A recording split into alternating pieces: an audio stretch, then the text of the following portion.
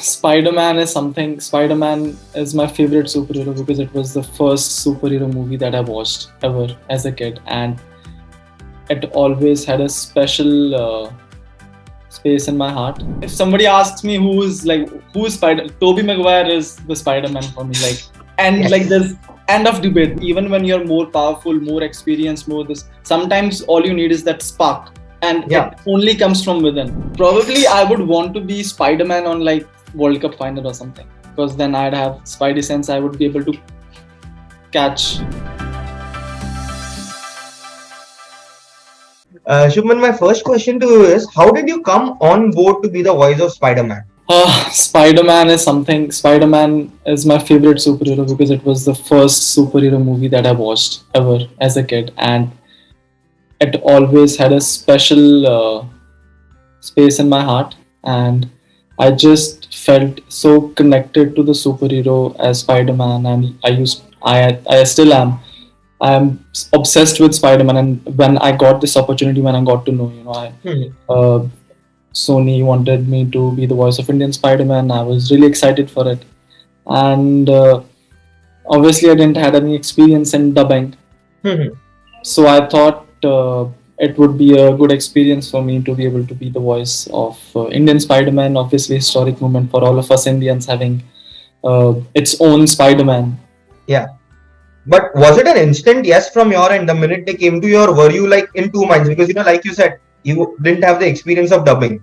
I didn't have the experience of dubbing, but I like challenges, and it was just something that I thought it would be fun and exciting to do. And I knew I would be able to learn something while doing it, and I did learn a lot of things. So, having all of these factors considered, it was a no-brainer for me. Okay. If you could tell us, what did you learn? To be able to express certain emotions that you don't on general basis as a person.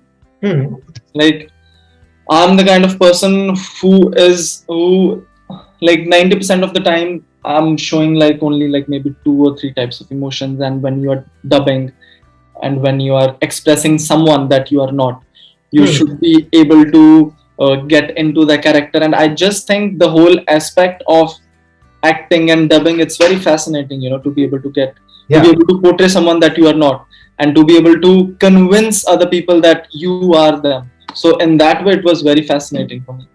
Okay. And like we started off the conversation, you said that you have been a big fan of Spider-Man over the years. What are your memories with Spider-Man through the growing years? So my first memory is, I remember, so the first time I ever watched a Spider-Man movie was the Tobey Maguire Spider-Man Part 1. And I think I watched it on Setmax. It was Setmax premiere. And at that time, there used to be newspaper with all the channels and what time the movies are going to come. Yeah.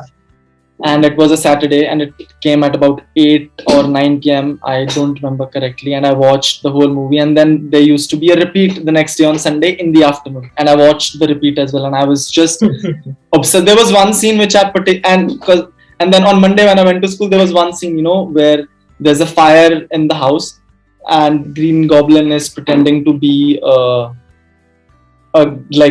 grandmother who needs help, and the Spider-Man puts his web. He pulls him closer and then kicks him. That was it was insane for me. That scene, I imitated. I went to the school. I was about, I think, 6. I was about 6 or 7. I went to the school, and all of my friends watched the movie, and we were trying to imitate that. Spin a web, pull him closer, and then that action scene was just memorable.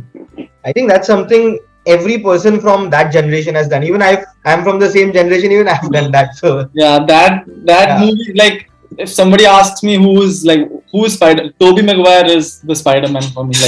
There's end of debate. Not even 0.5% of doubt, or I think maybe all of them are great, but for me, Tobey Maguire is huge.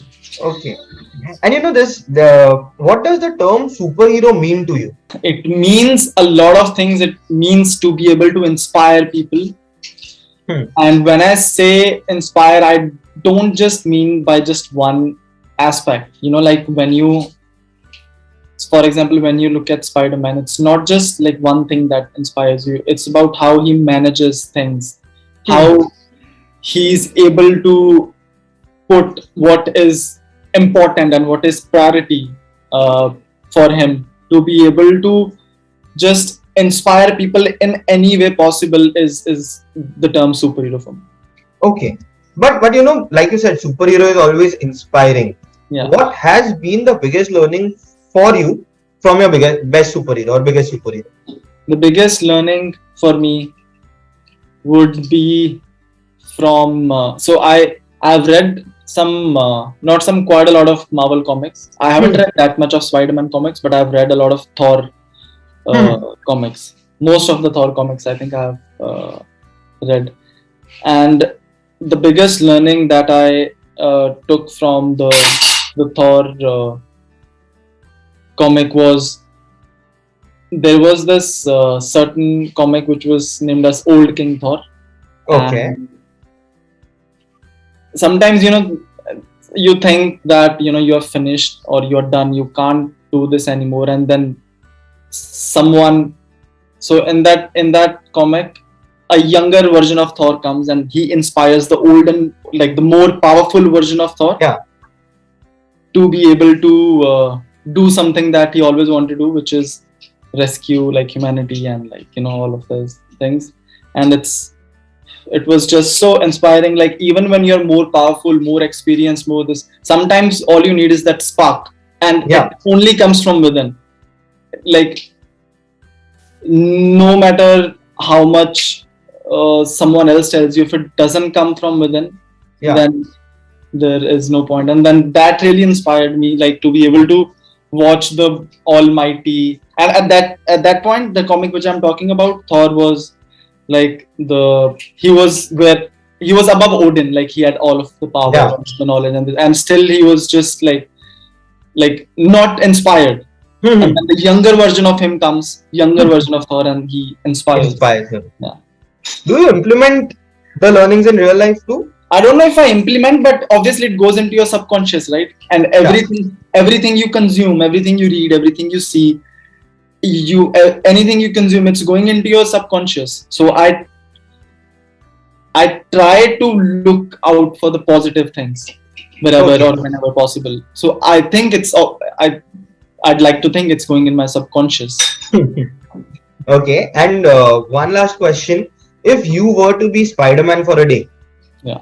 what would you do? What all would you do? What all? Okay, number one would be to swing across the buildings, and then probably I would want to be Spider-Man on like World Cup final or something, because then I'd have Spidey sense. I would be able to catch balls. Okay. On that note, thank you so much. It was lovely speaking to you. Thank you. Thank you.